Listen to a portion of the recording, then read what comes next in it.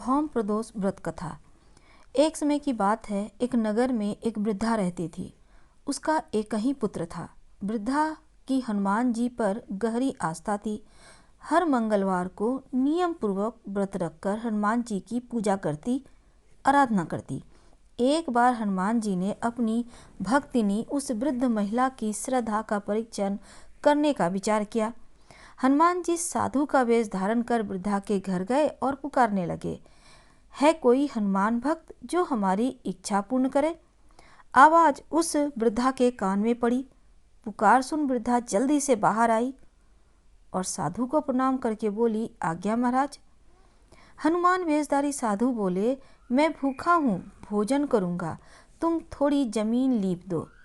वृद्धा दुविधा में पड़ गई। अंततः हाथ जोड़कर बोली, महाराज, लीपने और मिट्टी खोदने के अतिरिक्त आप कोई दूसरी आज्ञा दे, मैं अवश्य पूरी करूंगी।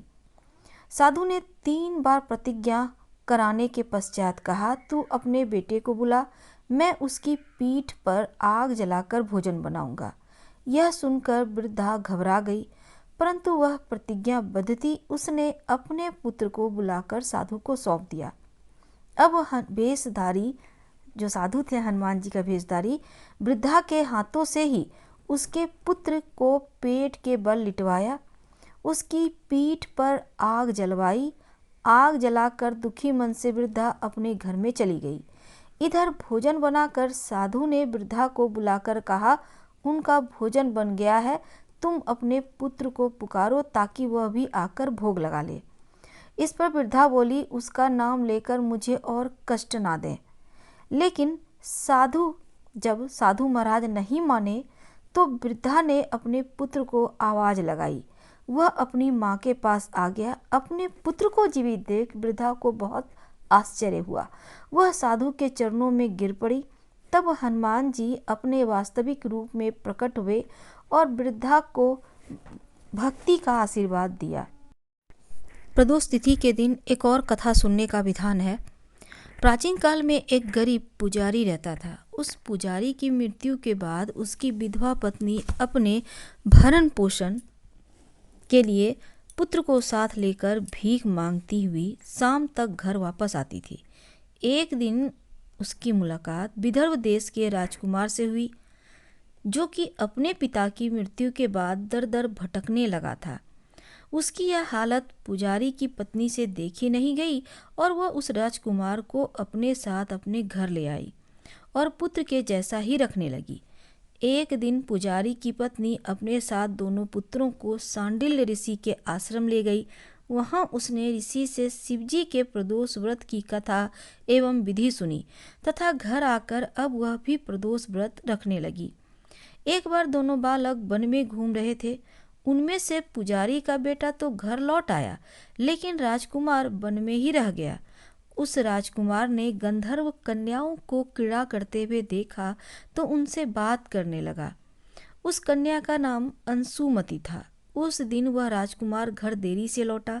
राजकुमार दूसरे दिन फिर से उसी जगह पहुंचा जहां अंशुमति अपने माता पिता से बात कर रही थी। तभी अंशुमति के माता पिता ने उस राजकुमार को पहचान लिया तथा उससे कहा कि आप तो विदर्भ नगर के राजकुमार हो ना, आपका नाम धर्मगुप्त है।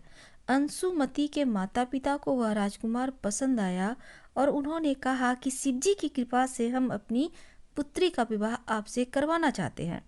क्या आप इस विवाह के लिए तैयार हैं?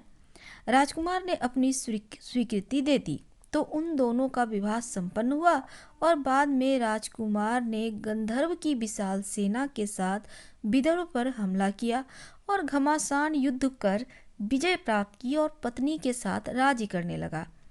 वहां उस महल में वह पुजारी की पत्नी और पुत्र को आदर के साथ ले आया और साथ रखने लगा। पुजारी की पत्नी तथा पुत्र के सभी दुख दरिद्रता दूर हो गई और वे सुख से अपना जीवन व्यतीत करने लगा। एक दिन अंशुमति ने राजकुमार से इन सभी बातों के पीछे का कारण और रहस्य पूछा।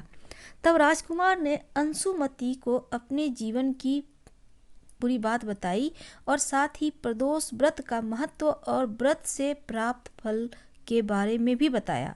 उसी दिन से प्रदोष व्रत की प्रतिष्ठा और महत्व बढ़ गया और मान्यता है कि लोग इस व्रत को करने लगे।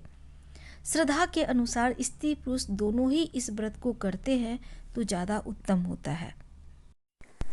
प्रदोष का व्रत रखने से 2 गायों को दान करने के समान पुण्य फल प्राप्त होता है।